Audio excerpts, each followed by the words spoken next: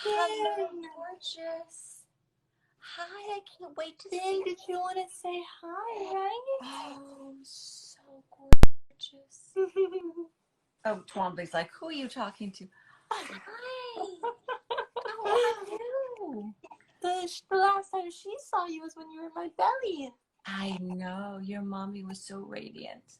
She Oh. is so, oh my God, you were the most beautiful pregnant. Oh my God. And even Oh, always gorgeous. thank Oh. you. There's a little Finn. Huh? What's his name? Finn. Finn, that's right. Finn. Finn River. Finn River. My God, what a cool name. Finn Yeah. River. Oh. Of course, I'm just gonna be like watching him the whole time. I could just sit here. He's And gonna get strapped on and go for a sleep. We always say, like, as actors, you never want to work with a baby or like an animal because they'll take all the attention. You can't help it. Like, you just, all your attention goes to this beautiful being. Oh, Todd's like, oh, he'll be fine on screen because of quarantine. The only way anyone's seeing him is on a screen. So now he's like, oh, he's used to it. It's normal. People. That's right. Well, it's interesting. I think it's so wonderful that you've had this time in a weird way, right? That has it been nice to sort of without the pressure? So we were doing the 40 days. I think we talked about this when I saw you. We were doing the 40 days of like staying home and resting. Yeah. When after we had him. So we were basically 5 days before being done with our isolation with him, and then we got put on lockdown. So we've been indoors since like you had already been doing isolation for 40 days, which was amazing. And then we were like, oh wow, this is going to be intense. We're like, oh, it'll just be probably like for 2 weeks or something. And then it ended up being so much longer, obviously. And but we were talking about the other day, like it's I think the hardest part is like nobody else holding him or like him not having interaction with other people. Yeah, true. To have the help too, to have because we've been 100% by ourselves this entire time since he was born. Just me and my husband's working from home, so like we're all in the house together. Well, it's interesting. It's like be careful what you wish for, because like some people, you wish in some ways, like everyone wishes for that time when you first have a baby, right? Because everyone goes back to work or everybody, and then when you actually have it, you're like, oh my God, this is so bizarre. Like the not being able to share. Yeah, it's got to be. It's a weird feel. It's a weird feeling, but he's great. He's been such a chiller. Oh, I'm sure he's so thankful to have both of you there and the time and the peace and quiet. I mean, to have that time. That's like being able to go out for a walk and not be like holding your breath from the fumes, and like having nappies experience like little bits of exposure, little bits at a time. Interesting that he's come in during this time. I know. Right? And thank goodness you had him right before. Can you imagine him trying to have him like during this whole thing? I would have been so scared. Oh my God. I know, like the women that are having to give birth during this whole experience. I mean, that's just another layer. Yeah, blessed. Yes, he's like, I was smart. I came in right before. There's no way. He came in very late. He's such a smarty. He's like, I wanted to get there and get relaxed. He definitely came on his time. He was 2 weeks late. Oh, mine were too. My son was, yeah. Yeah, I think that's what. And then he was sideways. So he was like, I was like, dude, it's that way. You gotta come out. You gotta come out. And he kept kicking this way. I was like, no, please. So he finally was like, okay.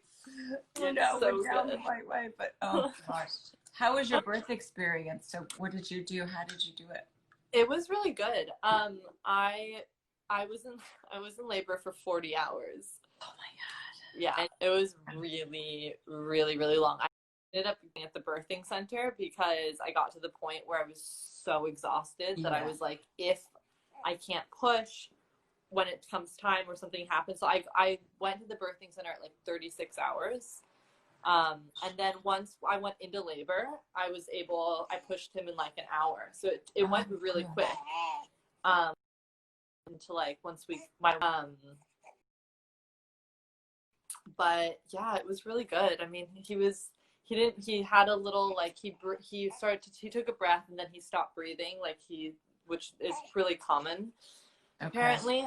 But, you know, the emergency that they put into it, understandably so, you're just like, oh my God, like just happening? What I need after like 500 hours of labor.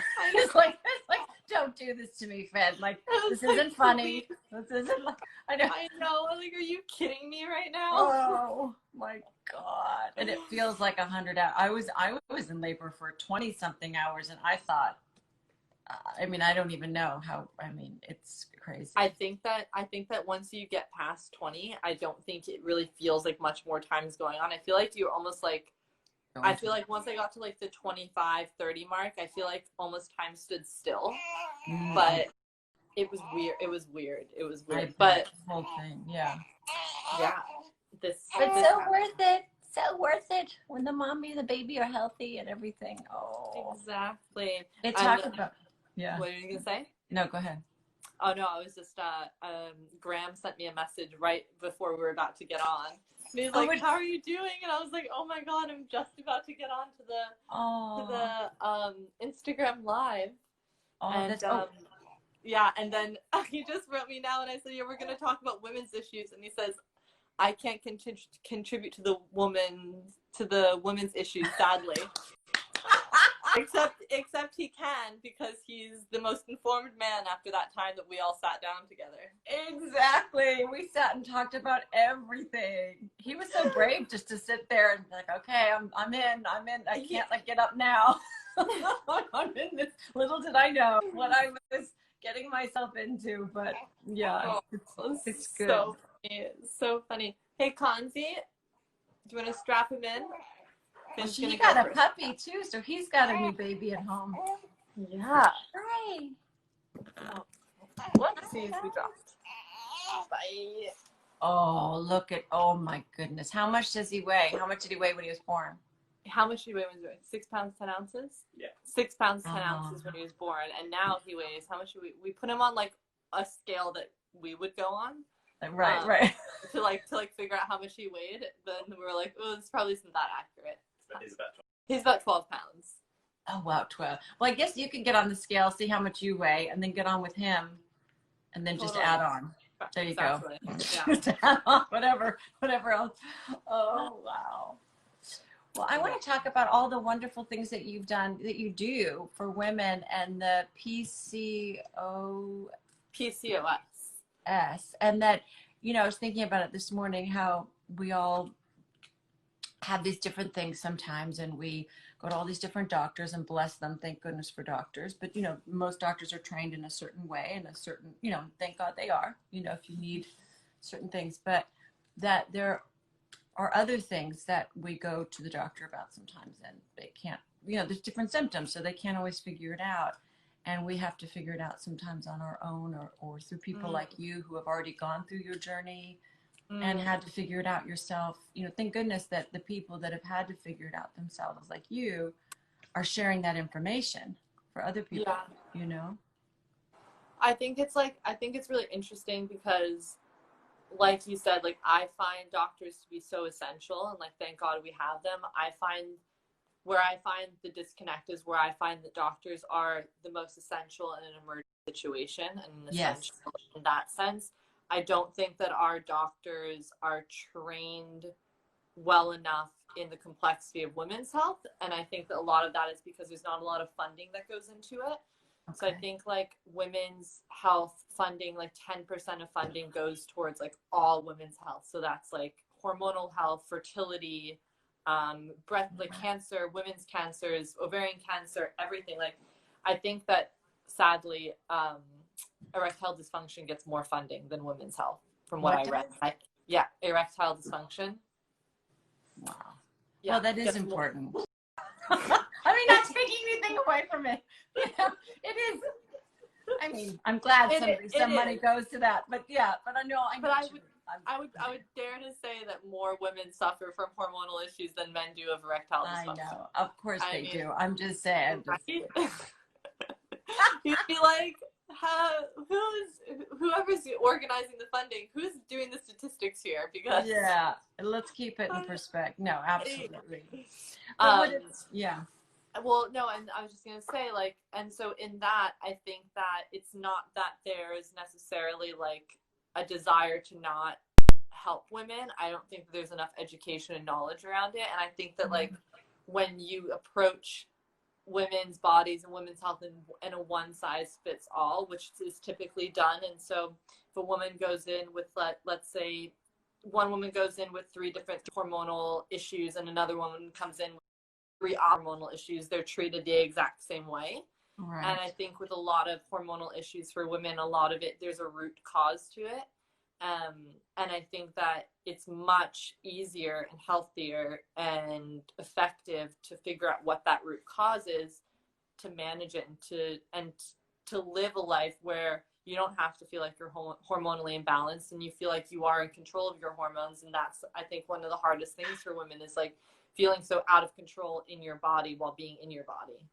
So what are some of the things that we can do? I mean, this is kind of, I think, how everything, I think women talking to women and sharing the information is really what makes the difference, right? So it's making it available. So what have you found that is helpful? I mean, obviously our diet and how we're eating and the thoughts we're thinking, all of this affects our bodies, you know. But with you, what did you find was what was really helpful was focusing on blood and like blood building in the body and making sure that the blood that we do have in our body, that we are doing some process throughout our everyday that's like kind of cleansing our blood. So our blood kind of gets backed up with all the toxins and stuff that come into our bodies naturally, no matter how healthy that you eat, just from our environment. And so finding a way in which to create oxygen in our blood to keep us healthy in that sense. And then also to, obviously eating is really essential. But I think like where we decided to do this video, what came in was, there's so many diets in the health industry, and it's like, I think it's like I don't know how many $billion industry now, but it kind of like blew up over the last couple of years. And everyone's coming out with like, oh, this diet does this and this diet does that. And I personally feel like a healthy person, and someone struggling with hormonal issues is a healthy person. When I think of somebody who might not fall into that category, it's like a serious autoimmune disorder or like a serious disease that they're battling with, or anything that's really hindering their everyday life. If you're struggling with something like hormones, anything coming from a hormonal imbalance, I consider that to be a healthy person. And I don't think that that person should be on a diet that's restricting them of foods that A, might make them happy, or B, might not be bad for them. And so if we attach this like anxiety towards, oh, I can't eat that and I can't eat that, and oh, this is what I can eat and this is how much I should eat, and oh, I'm doing it for this, there's this anxiety. And I don't see a big difference between that and an eating disorder. I just think that it's acceptable. It's like, it's become normal. It's become normal to be on some form of diet, whether it's, okay, no fat this week, fat's good next week, meat's good this week, meat's not good this. I mean, it's like, it takes up, I know with so many, particularly young women and men too, but takes up so much of your day and your bandwidth and time and energy spent on your weight, how you look, what if you're eating the right things. And again, it's like taking away from our natural instincts too, because we are each different, right? So we don't there's no one diet plan per se that's going to be, you know, perfect for everyone. Because if you have a craving for something, I remember when I was pregnant, I had a craving for margaritas. Now, of course, I didn't want a margarita. I wasn't like gonna have like a bunch of margaritas. And I don't even normally crave margaritas. I mean, it wasn't something I even would normally drink. And so I called my nutritionist and she said, oh, it's because you need lime and salt. And I said, okay. So every morning I'd have a little lime with a little bit of Himalayan sea salt in my water, because obviously, you know, I tend to have lower blood pressure. So my blood pressure was probably, you know, needing a little support, which salt helps. So, you know, these things that we crave, or these things that we, you know, they're telling us something. It doesn't mean, okay, it's exactly this, but And I don't think we're taught about hormones or talk about hormones or those type of things. Do you put is I take sometimes this chlorophyll or these Yeah, I chlorophyll love drops that. in my water, and that's supposed to be good for the blood. Yeah. Yeah, so that's one product that I recommend to everybody. I drink a glass of that every day. Okay. Um, and I love that. So like things like that, I'm a really big fan of things that are really simple. So anything that Yeah. I do with people is like, how can this be easily incorporated into your everyday life? Because even before I had a baby, like I was not going to sit in my kitchen for 3 hours a day and meal prep this and buy that and get all the Right. like million ingredients. I probably wouldn't even have big enough cupboard space for all the Right. ingredients that I would need for one like recipe that I'm going to do once maybe. Right. And so it's like about finding ways in which you can incorporate being healthy on an everyday basis that's not overwhelming and that's easy enough to the fact that you can stand in your kitchen, you can be like, what can I whip together, and not feeling like you need to be guided and told. And I think one thing that's really hard is that with all these diets and all these different opinions and how people have really profited off of people in a vulnerable place is by being like, follow this to the T and this is how you're going to feel better. And like I always say to my clients, like I never on any of my packages, I only have 2 calls, and I always tell them if they need another one, then that's 100% on me, because my goal with my work is to make women not need me and to give them the knowledge and the material and everything so that way they can have the confidence to go out and be able to do everything that I'm suggesting or everything that I'm suggesting to implement in an open space and do it themselves. If somebody's coming to me like week after week, then I feel like I failed at my job. Right. And It shouldn't be that complicated. Yeah. no, and like, and we don't like, and I think part of what's healthy and part of what's supporting women is to support them and feeling confident in that. And like you just said, you know, your body was telling you something when you were craving margaritas. And that's one thing that I really try and work with. It's like, how can you start to listen to your body so you can know what you need? And your hormones acting up isn't a bad thing. It's your body telling you something. And like all of the answers we have really within us for the most part. And if anybody's going to try and figure out what's wrong with us, they're going to figure it out from what our body is saying. So how can we start to listen to it more? And I don't think that you need like a medical degree or even a nutrition degree to do that. If you really just like stopped and listened and like got a little bit of advice when you felt like you needed it and then trusted what you're feeling. Well, and I always trust that, what very well said. I trust the people that have had to heal. You know, so many people I know have had things, whether they were dealing with Lyme or they're dealing with PCOS or they're dealing with, you know, all these different things that we deal with, or even intestinal things, or you know, anything from acne to eczema to, you know, all these things, just or low energy, just feeling tired and lethargic. But it seems to me that it mostly comes back to eating things that are from nature. I mean, the more you sort of at least have a baseline of, okay, fruits and vegetables, you know, whether it's avocados, you know, just a base of fruits and vegetables that are preferably organic. And if you start with that base and you eliminate a lot of the things that are causing the issues, you know, at hand. I mean, that, you know, whereas, you know, you can add on that if you need extra. And obviously there's some things that I'm sure you could recommend in terms of nutritional boosts. And I know you've even created your own, because of that, you know. I know you did stuff. Well, and I think with that too is like, I really believe that each of us has a sensitivity to something different. And I think that where we've been kind of like, I don't know what the word is, kind of like conditioned to believe that like an allergy has to do with like your body breaking out in hives or your throat closing up or these really, really, really intense things. And I don't think that an allergy has to consist of that. I think an allergy can consist of feeling really lethargic from eating something, or having your skin like getting a little bit of acne, or even having depression. Like I feel like a lot of the foods that might be triggering to us are silent factors like that, where we think that they're because something's going on for us in our everyday, but they really might be being triggered by something they were eating on every day. So when I work with people, what I'll say is like write down a list of things that you would eat pretty much on a daily basis, because we tend to have like at least one thing that we do on a daily basis. Right. And eliminate that for like 2 to 3 weeks, and like keep a track on how you're feeling.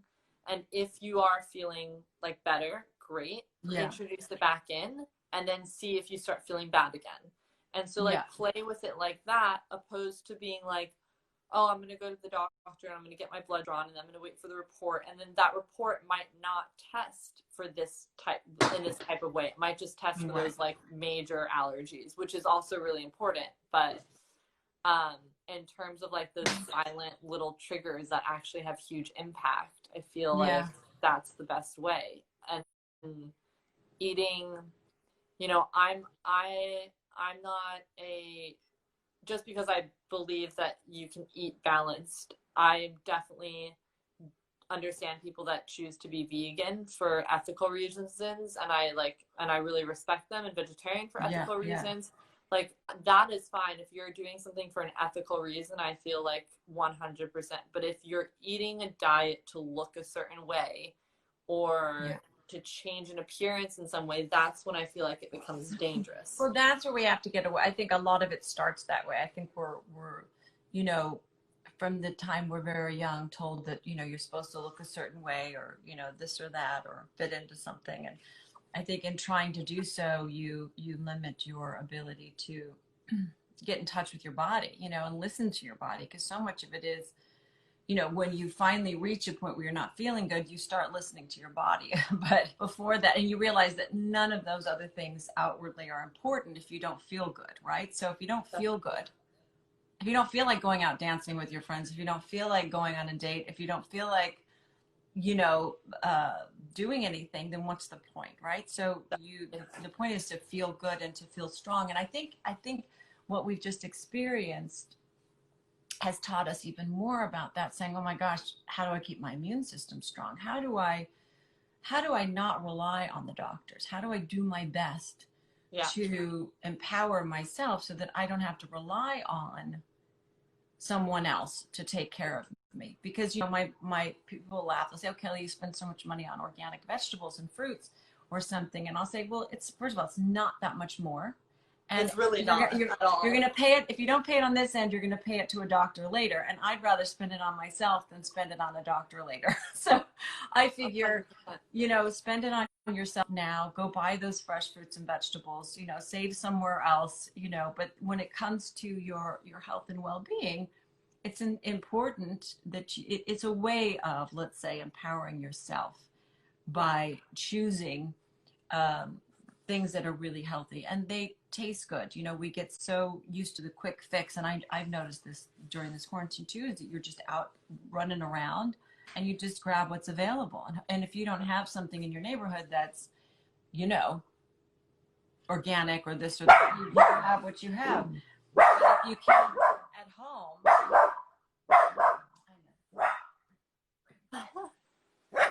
Oh, baby. There's someone walking, like anyone walks down the hallway. Come here, guys.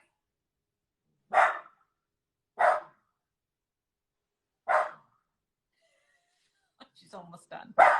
Hey, come on. It's such a dachshund thing, isn't it? Oh, yeah. They're just so protective. I mean, such characters. I love them. They're so, and he just looks at her like, who's she barking at? Okay, she's got it covered. Let her handle this one. They both kind of like, but it's how do we empower ourselves so that we're, you know, not constantly relying on, because again, we're asking a lot of doctors. It's like, here, I'm going to eat all this really bad food. I'm going to not rest and not drink enough water. And then I'm going to come to you and say, fix it for me. And it's like, okay, well, I can fix it for you and I can maybe give you something, but there's a whole history here, and there's stuff that you're doing that if you don't shift that and move that in at least a better direction, there's only so much the doctors can do for you anyway. I mean, really, they can give you an anti-inflammatory, they can give you drugs to, you know, for things, but it's going to just keep coming back. Yeah. So you can't, you know, we have to take responsibility to the best of our ability, like I'm saying, to the best of our ability to make choices for ourselves that are as healthy as we can. Let's just put it that way. And as close to nature as we can, you know? Yeah. And I find that it's like, it's not really, you know, I think, again, going back to like our industry and all these people out there that are health professionals, or claiming to be health professionals, that are making it look so hard. And I think like it's not. And I personally, like, I'm so overwhelmed when I look at certain things and I'm just like, oh my God, I could not imagine. Like, and I'm just like, it's not that hard at all. Like, it's so easy. Like, even in this quarantine time, we, you know, like, we kind of like randomly go to the store. We have like our base things, and then we'll just run down to the store and we'll like get kale. And we'll just like, we'll end up using it for like 2 days, and we'll just throw it into like different things. And like, you just like get these like 1 or 2 little things that work for you, and then you can throw into so many different dishes. But I feel like when we look at the health industry, we look at, oh my God, I need all these things, and I need to do all this, and I have to like now do that, and then like feed my children, or like work, or like organize my house, or whatever things that comes up in everyone's life. And I think that that's what makes it overwhelming for people to continue to stay healthy. And with that, I don't feel like our doctors do give enough support in what does healthy look like. So when people, like, I know a lot of clients that come to me are like, well, I asked my doctor what I should be eating, and they said, oh, just make sure that you're drinking milk, and make sure that you're having meat once a meal, like one meal, a little bit of meat every meal for protein, and have some grains. So like, we're really still in the phase where we're like, all of our calcium is going to come from milk. Like, sesame seeds have more calcium than a glass of milk. Broccoli, kale has more calcium than a glass of milk. Like, there's so many other sources than that. And so it's almost like then, but one thing kind of feeds the other. When it also feeds, one thing feeds the other. It's kind of like, the more we drink milk, the more we need the doctor. Sometimes, you know, it's like the more we eat the meat, the more we need the doctor. So it's like, it's a, and again, there's so many, a lot of it's training. It's what they've been told, and the training, and throughout our history, and we don't question it. So instead of saying, well, I feel so much better when I don't drink milk. And there's also, look, it's partly just,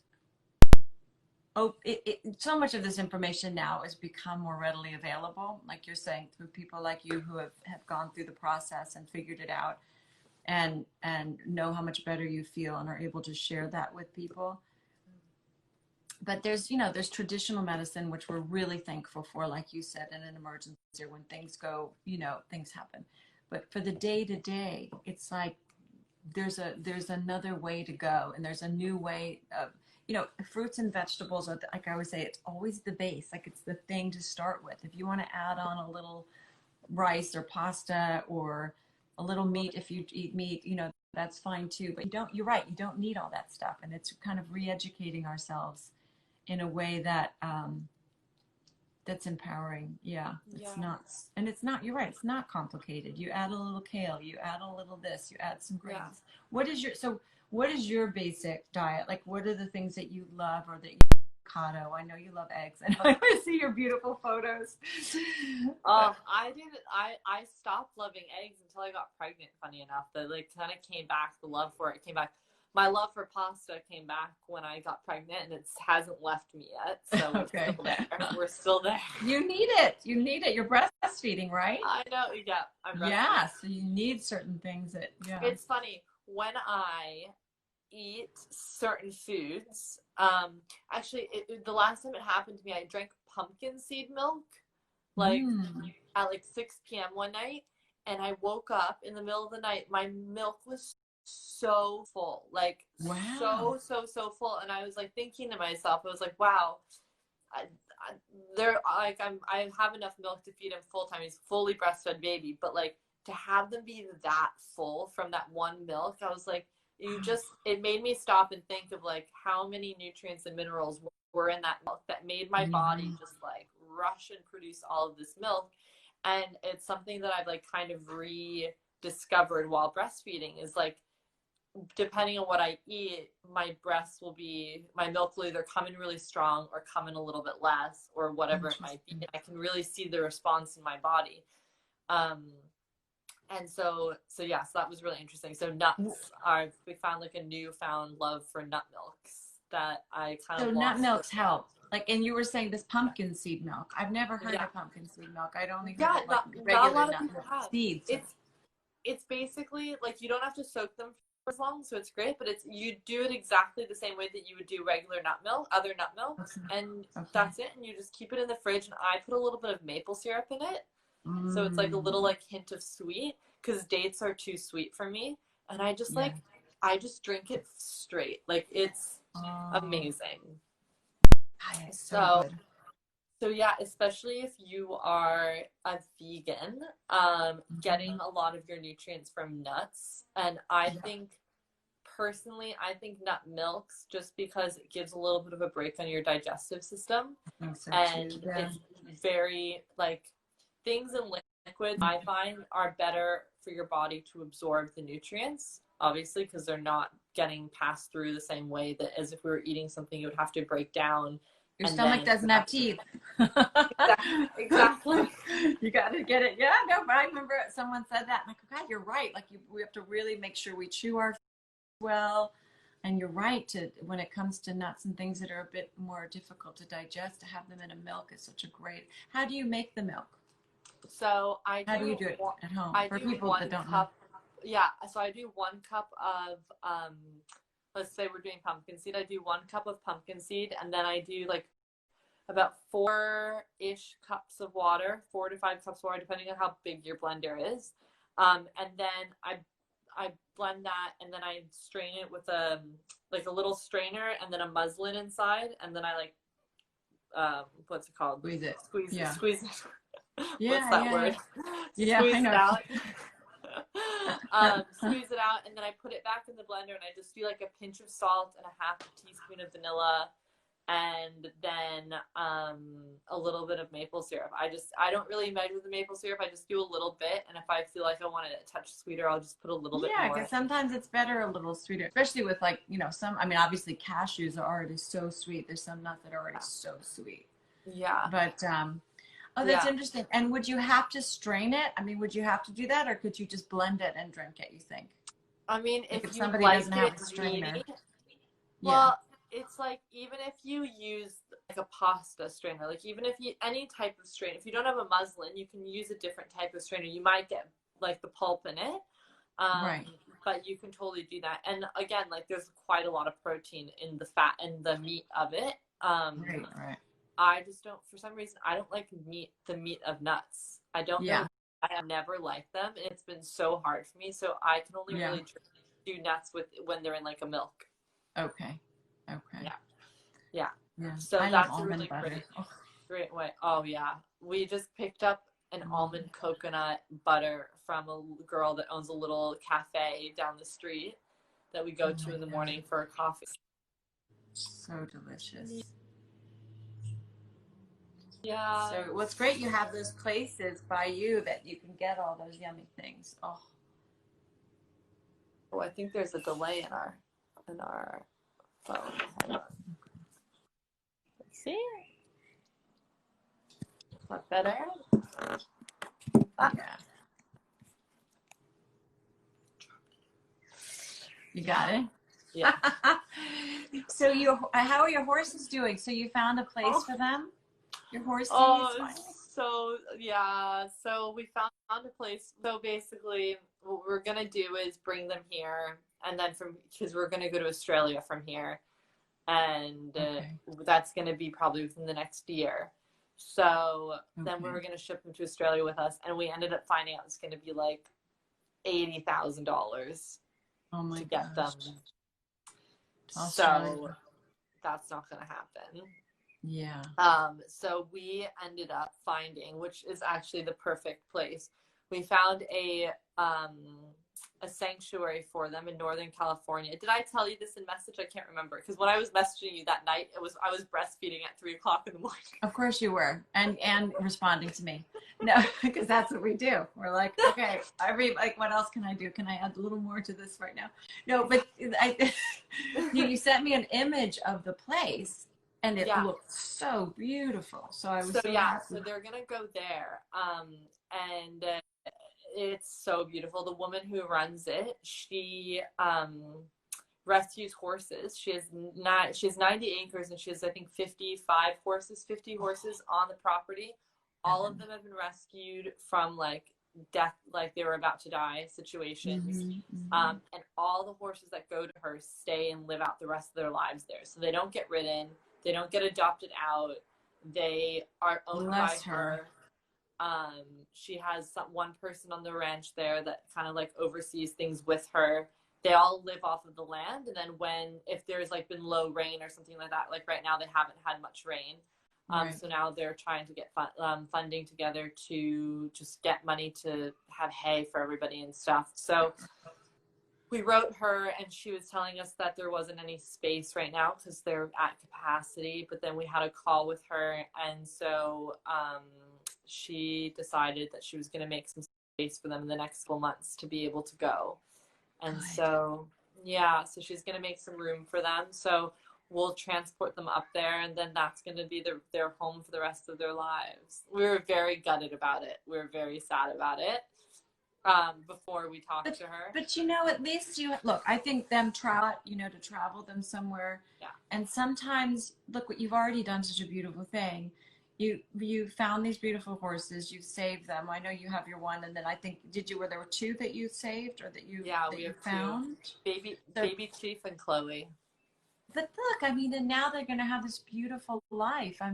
That you've done something so great, and that you've managed to find them a home that they're going to have friends. They're going to be in nature. Nobody's going to, that's heaven, Yeah, and that's where we were like, we were the most upset, because we were like, wow, what are we going to do? Because our one requirement was that they would never get separated, because they're so bonded. Thank goodness. And when you find a home for a horse, you can't guarantee it's forever, because people they give them away, or one of them is basically a retired 2-year-old horse who's gonna he's not really a horse you can do much with, so you have to just like love him. And that's a lot to ask of most people, and especially to keep them together. Like, if they're separated at all, they lose their minds. And so now, just knowing that they're going to be on land and live like free horses, and they're going to join a family, and they're going to have their own little pod of other horses. This is how it should be. This is what I would it's like a dream, to have animals and have them live naturally, and how they would live, and just be there to support them and take care of them and love them. And you should come with us up there to see them one day. I would do a little Northern California drive. You would love it. The farm is so beautiful. Gorgeous up there. Well, what are you guys going to do? So you're in London now, and then you're thinking you're going to move to Australia? Yeah. So our whole plan always has been to go from here to Australia, because that's where Khan's family is from. So that's where Khan's from, and that's ultimately where we want to send Finn to school, and where we want to end up. So we were supposed to go in September, but then Corona happened, and the job that we were going to go for got postponed. I can imagine. I know, right? Everything got weird.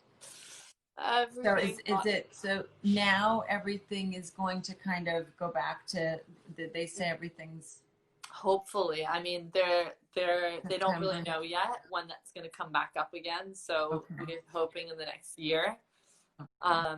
But we were supposed to be going to Los Angeles on Friday, and we're not going, so we're pretty sad about that. We're going to see the horses and everything, but we're going to plan a trip when everything settles down to go to Los Angeles and just go see the horses and transport them to their farm. And then we'll have to see how everything goes, because you just don't know. I know. What did you do with your place in Joshua Tree? It's still there. It's Oh, good. we rented out. Oh, perfect. Good, It's good. not renting right now, but it was. It was, yeah. Yeah. It's such a beautiful space that you created. Oh, I would just yeah. live vicariously on Instagram through like all of the things that you were doing there with the little pig and then like the dogs and the horses and the way you decorated it is just so beautiful. You have to go. Yeah, so beautiful. You go did such a great when job. you get out of Los Angeles. I know. Because you're there with your family now, yeah? Yeah, I'm here. My family's next door, which is nice, so they're close. And then I don't know. I don't know that I'm going to go back to New York. I've got to figure it out. Maybe I'll just kind of be between here and Europe. Yeah. For now and see, because I think New York's going to be a bit. I don't know. We'll see. We'll see. Yeah. What happens there. My whole family's there. I know. How are they doing? Well, my dad, my cousin, my mom all got the virus, and everyone's fine. Yeah. My dad really got hit quite hard with it. He was alone in New York with the virus. Oh no. Oh, yeah. Yeah, and his girlfriend's having a baby in like 2 weeks, and he's not going to be there because they haven't opened the borders. So, where is she? In Switzerland. She's in Switzerland. He's in New York. Yeah. Oh my God. Yeah. Well, at least she's in a good place to have a baby. Totally. I mean, probably the best place right now to have a baby. She's in the best. Well, that's good. That's a miracle. That's in itself a blessing. Even though I'm sure she'd like your dad to be there. At least she's in a place. Well, I think they're going to open up the borders pretty soon. I'm hearing they're going to open up the borders pretty soon. I hope so. I mean, yeah. I don't think a lot of people are going to travel, understandably so. I think it's going to be like teetering. But I mean, yeah, I don't know. They have to open them up at some point. Yes. So I'm curious to see when it happens. We'll know more this week, I think. I know. Are you still working? Are you still taking? Yeah, I'm still working. I wasn't gonna start last month, and then I just got a lot of people coming to me, and so I decided to start. I was like, it's okay, I figure out how to do it. And so I was working last month, and then I'm gonna work a bit this month. But yeah, I've been working. I think that now is the time where people need the most support in their health as well, and being home and be able to like create new patterns and just change things around a little bit, like get into a new routine. I think it's what people really want to do right now, so it makes the most sense to do it. Yeah. Perfect time to do it. And that way it's been good. I think people have really thought about their health more than ever. Yeah. You know, when something like this happens, you go, oh my gosh, is my immune system strong? What can I do? How can I be healthier? So that, you can fight off things like this, Well, because our immune systems are fighting every day to keep us safe. And we don't even really acknowledge it or think about it like that. And like now, if you think about it, it's like I hope that this is going to be, make people A, realize how lucky it is to be healthy, and B, just like seeing that like by being unhealthy, if something like this was to happen, like you are at a bigger risk, and it's like the only thing that we have. So but I really feel, especially for women, which I feel right now is like a lot of people aren't going to their doctors, and they're not going for all of their follow-ups and all of their tests and to get all these tests done, and they're like want to figure it out, so they're actually getting put in a position to take the more holistic route. And I feel that they're starting to see like, oh wow, that's actually benefiting, and oh, it's actually working.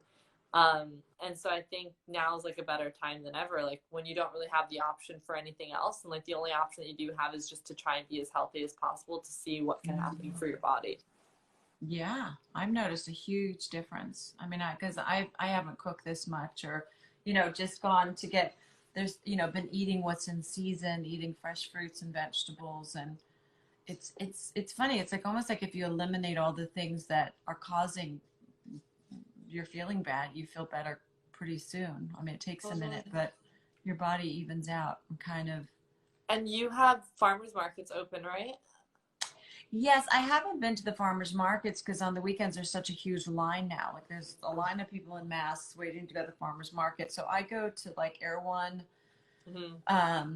it's a bit pricey, but it's worth it because it's all, all organic, non-GMO from the US. Yeah. And so I just get fruits and vegetables, mostly my fruits and vegetables there, because at least I know they're good. And so I've been doing that and cooking a lot of that stuff, mostly. That's so good. Giving, because there's a huge, I think that the U.S. is going to start seeing like a little bit of a meat shortage, did they say?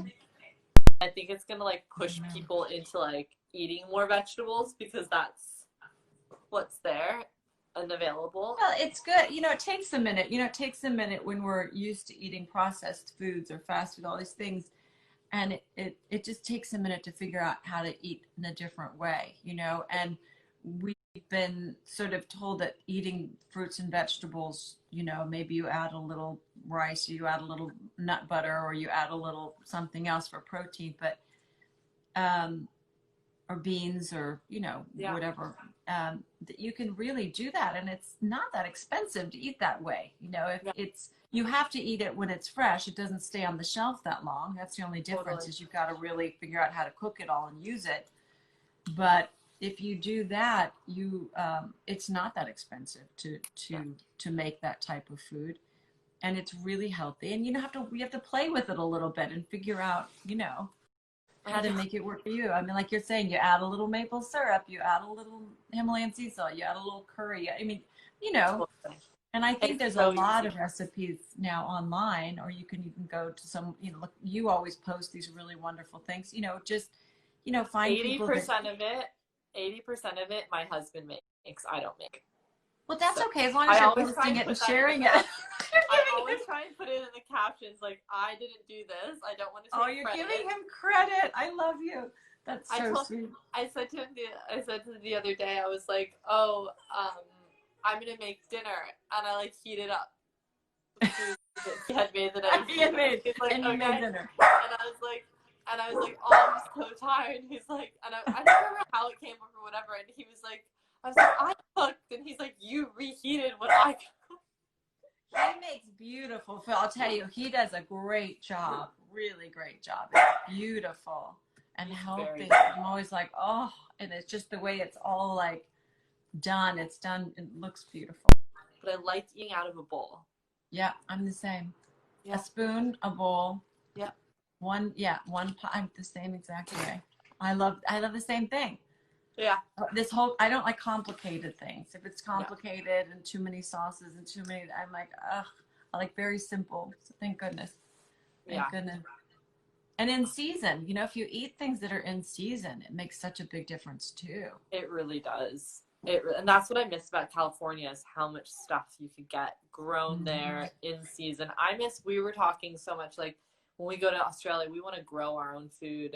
Yes. I just wish that, like, that's what I miss. That's what's missing for me in London, is that part. But you can go to the countryside and you can get to all the really beautiful farms. But, like, there's nothing better than growing your own. We grew the best snap peas when we were in Venice. We had, like, snap pea boxes, and we would just, like, walk out in the morning, go on our walk to go get matcha, and we just, like, grab a bunch of snap peas. Grab snap peas. Oh, I love that. I love that. Yeah, I'll have to get some of those seeds. I've been buying some seeds. At Whole Foods, they had some just organic, non-GMO seeds that they were selling. So I bought a bunch of them just because I thought, well, why not, have them in case there are some shortages or something. At least we can grow our own, have our own little garden. Exactly. Yeah. So did you rent a house now in London, in Los Angeles, or are you staying at?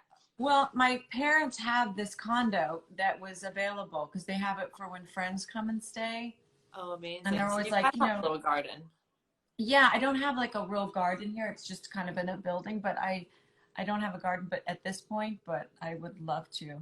Well, you could get garden boxes, and you can I can make a few garden. I've got a little tiny terrace. I could do a little that would be perfect. And then they can just be there, and they can be growing. So when you come back, they're gonna all be.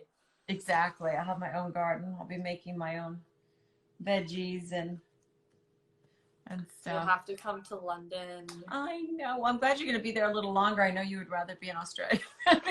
We all thought we'd be somewhere else, but I It's know. good. Yeah. I And I'm glad know. you had the time to be home and with Yeah, Finn. That's such a nice thing. it's definitely, I feel very lucky to be able to be with him and spend some days he's a little extra. Yeah, I'm sure. I'm sure. Actually, he's had quite a few intolerances that we've had to figure out. He's intolerant to dairy.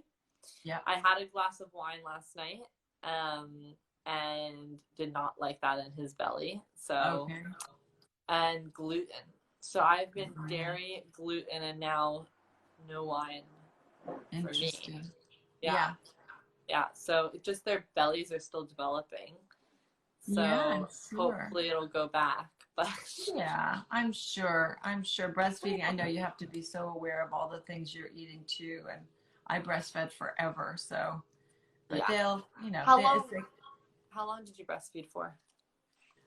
with my first, with Hermes, it was almost 2 years, about 2 years. I mean, Okay. not all the time, every day, but, I mean, not all day. It was just, it kind of gradually tapered off. Yeah. And then with Helena, only about 8 months. Because she Okay. was so distracted. She always wanted to know what Hermes was doing and everybody was doing. So it was a little more action when she was born with everything going on. So she'd be breastfeeding and then kind of like, wait, what's going on over there? What's everyone doing? So she was much more and wanted to be, up and That running. must But hurt even a with little her, bit. I would put at some point, and I don't remember at what age, you'd have to look it up and what age it is appropriate, but I would take coconut water out of the coconut and put it in her bottle. So she would have coconut, just pure coconut water, out not from the carton, but from the actual coconut. That's And I amazing. had read it somewhere at that point that at a certain age, that's really good for them because it's got the electrolytes, the fat, the minerals. They used to use coconut water out of the coconut during the Second World War for blood transfusions. It's the closest thing to our blood plasma. So I thought, oh, I'll give her some of it. And she loved it. So I would just put it in her bottle and, it's kind of, sweet like breast milk a little bit. And it wasn't, but at least she would like, she loved it. So Can I don't we know just if it's talk good. about how sweet breast milk is? I know. I was Well, like, it has to be for I them was to like, love did I it. Like, put too much maple syrup in my nut milk? Like, no. I was like, It's interesting because a lot of the things, like, I know we've been talking forever. We're going to get shut off here in a minute. But, the colostrum from breast milk and placenta, they use in so many things to heal people. yeah. They use it in skin creams as injections to heal people. That we don't, again, natural things that are good for your immune system and keep you strong or keep your skin good. But anyway, that's a whole nother conversation. I think we don't want to freak anyone out here. What? I think we got into that one with Graham, the breast milk on the I table know. that one day. Do you remember? He was like, guys, can we talk about, yeah. He's going to be prepared though. He'll be prepared. It's better, right? To know totally. all this stuff. When you come, we're going to all get together. He's going to have a baby. I'll have my baby. You'll have your babies. I know. We'll have to have fun. We'll have a baby party. I know. It'll be so great. And Tom will cook us the food. Oh, thank goodness. Thank goodness. He's such a good, perfect. I love this. Well, I can't wait to see you. Oh, you And congratulations on everything. And thank you. If anyone wants to know more about what you do, they can go to your Instagram. And yeah. Which one is your Instagram for work? Is it the same as? The same one. Okay. I just have a different one for the house. This is Mama. For the house. That's if you've ever seen Mama. Mama, look at that hair. So cute. Mama. Oh. Mama, put your nose down. Look at that sweet. Oh. Hi. She has a bit of a messy bun today. She's got the top bun, a pom-pom. Yeah, she's about to have. She's gonna have a bath. Oh, so we let her bun be a little messy. That's Mama. Funny fact. Finn, when Finn was born, she was used as a breeding dog, and we rescued her in LA. Yeah. So she's had like so many puppies.